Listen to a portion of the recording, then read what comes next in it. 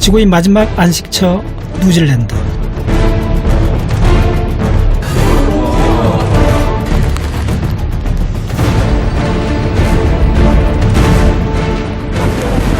빙하가 만든 아름다운 피오르드 밀포드 사운드와 만년설과 빙하의 향연, 그리고 꿈이 없는 디자인의 국산까지 오늘 뉴질랜드의 마지막 여행을 떠납니다.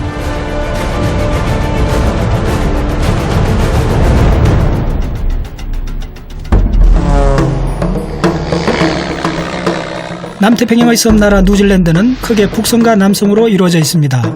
쿡 해협을 사이에 둔 이 두 섬은 지질학적으로 전혀 다른 모습을 보입니다. 화산활동이 활발한 북섬과 달리 남섬은 빙하 영향을 받은 얼음의 땅입니다. 특히 서든 알프스 산맥에 수많은 빙하가 남아있는데요. 그곳의 폭스 빙하와 쿡산 국립공원으로 향합니다.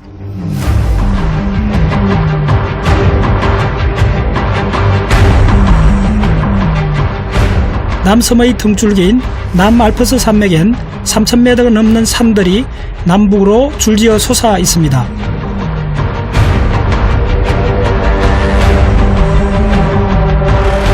그중 주봉인 쿡산 주변에는 과거 빙하기 때 형성된 테즈만, 프란츠 요세프, 폭스 등의 깊고 가파른 빙하들과 다양한 지형들이 어우러져 있습니다.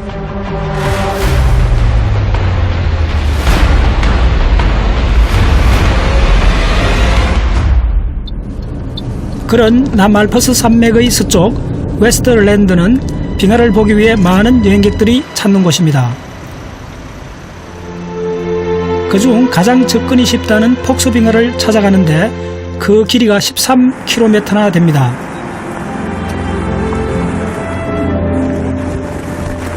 빙하가 있는 지역이라서 날씨가 특별하게 추울 것 같지만 사실 이곳은 온대 우림 지역입니다. 그래서 이렇게 비가 자주 옵니다.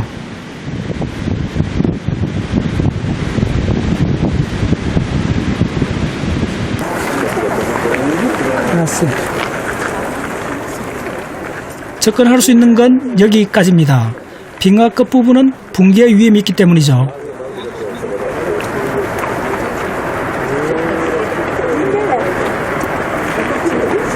지금 이쪽에 보시면 엄청난 계곡 있죠. 이게 이제 빙하가 깎아내렸을 때는 이른바 U자 계곡이죠. 그리고 이쪽에 있는 이 폭스 빙하는 특히 유명한 것은 뭐냐면 지금 보시면 거의 온대림이 있습니다. 온대 그 다음에 비가 굉장히 많아요. 이쪽에 비가 많이 오는 온대림이 그 무성한 이런 속에도 빙하가 있다는 것이 굉장히 유니크하죠. 굉장히 놀라운 거죠. 그야말로 뉴질랜드에서만 볼 수 있는 풍광입니다.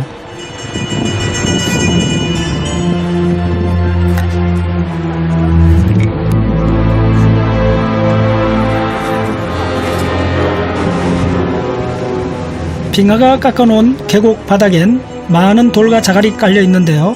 이 암석들은 남섬의 중요한 지질학적 사실을 알려줍니다. 뉴질랜드에서는 그 북섬은 인도 호주판 밑으로 태평양판에 들어가서 엄청나게 많은 하산활동이 있는 게 특징이고, 남섬은 이렇게 고삼하듯이 두 지층이 이렇게 만나서 올라간 거예요. 그래서 이게 올라가서 이렇게 남섬을 간통하는 이 산맥이 되는데 그 산맥이 바로 서든 알프스 산맥이죠.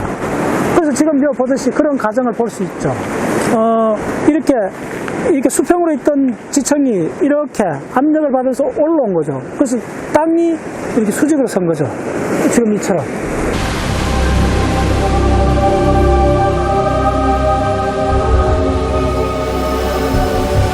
그럼 원래 있던 암석은 뭐였냐면 이렇게 여러 가지 모래가 모여서 된 그레이 와케라는 이 뉴질랜드의 아주 상징적인 암석입니다. 남섬의 거의 한 50% 이상이 그레이 와케라는 암석인데, 그 암석이 이런 고삼와서 이렇게 산을 형성하는 과정에서 변성이 돼갖고 편암이 된 거죠. 뉴질랜드 남섬을 상징하는 암석인 그레이 와케는 점토 물질이 많이 함유된 사암인데, 남알프스 산맥의 대부분이 그레이 와케와 편암으로 이루어져 있습니다.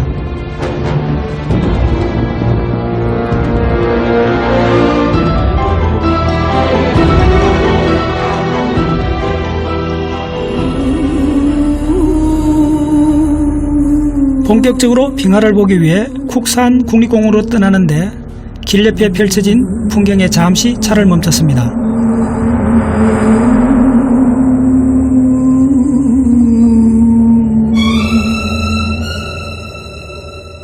예. 푸른 호수하고 뒤에 있는 산이 인상적입니다. 저 산이 바로 뉴질랜드가 자랑하는 아우라키 산, 즉 쿡 마운틴입니다. 우리 걸로 갑니다. 네. 대단한데.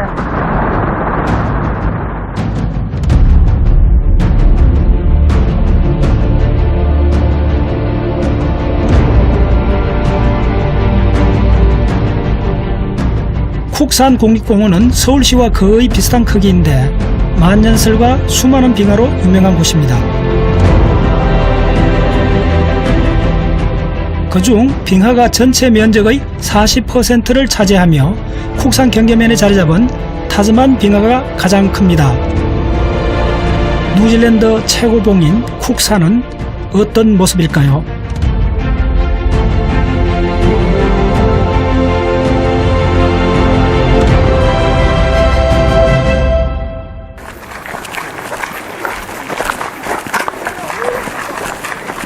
타스만 빙하 보러 가는데 빙하라니까 엄청 추울 줄 알았어요.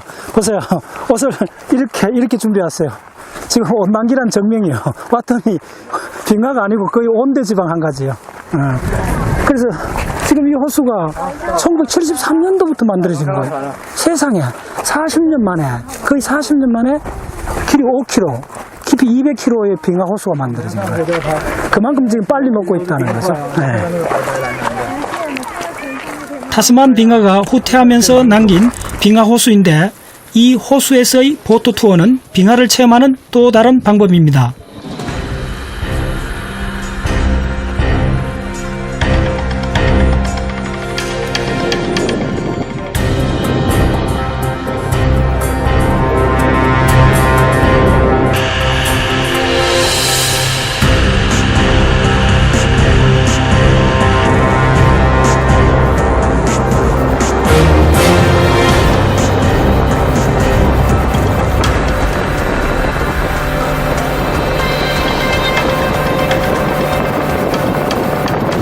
마침 가이드는 배를 세워 유빙의 조각을 보여줍니다. 재미있는 건 이 투명한 빙하가 녹았는데 빙하의 물 색깔은 탁하다는 거죠. 바로 이 돌 조각 때문입니다. 예, 이게 호수가 우유빛이 된 게 빙하가 이동하는 이 돌에서 갈아진 요 지금 정확히 요 색깔이죠. 이쪽 산 정상에는 저 눈이 많이 올 때 1년에 거의 맥시멈 한 80m까지 온대요. 그래서 그게 압력을 받아서 한 7m의 빙하가 되는 거죠. 그게 이제 쭉 내려오면 한 300년 이상 걸린대요, 여기까지. 오랜 시간 다져지고 다져진 단단한 빙하입니다.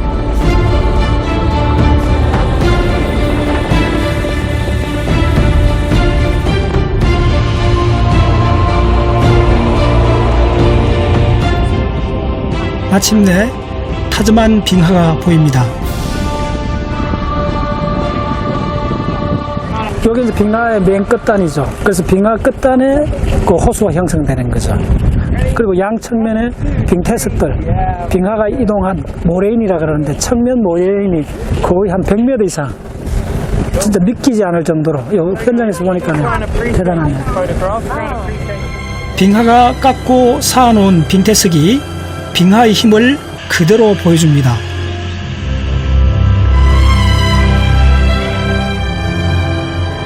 그런데 그곳에서 하늘빛이 투영된 빙산을 만났습니다.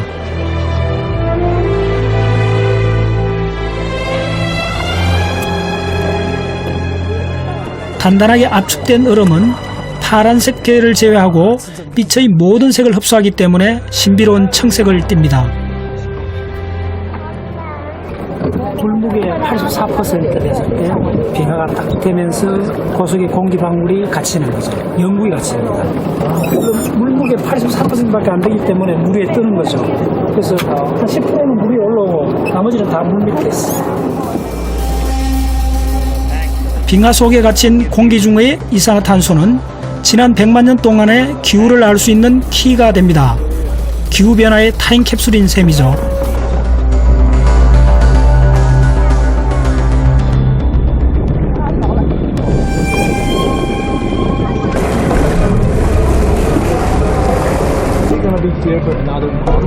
눈부신 푸른 빙하가 더욱 신비스럽습니다.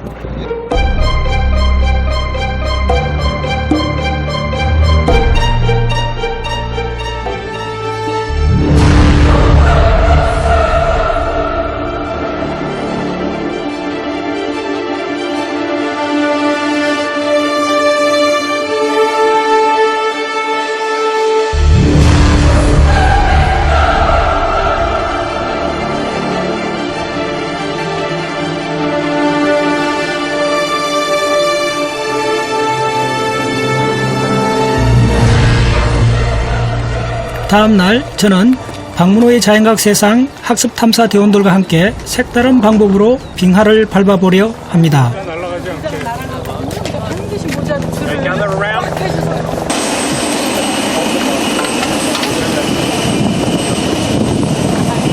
타스빙하 헬기로 직접 착륙해서 빙하를 워킹하려고 빙하 탐사하러 가는 겁니다.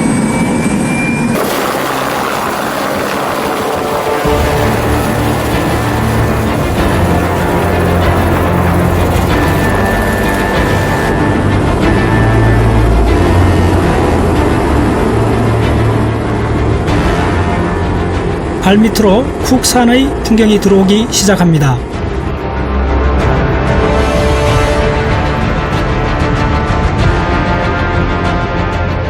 어제 보트를 탔던 타스만 호수도 보입니다.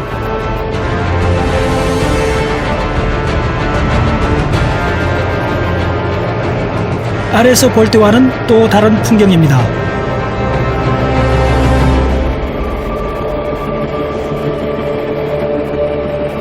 그 위로 빙하에 쓸려 내린 흙과 돌가루가 덮인 빙하도 보입니다.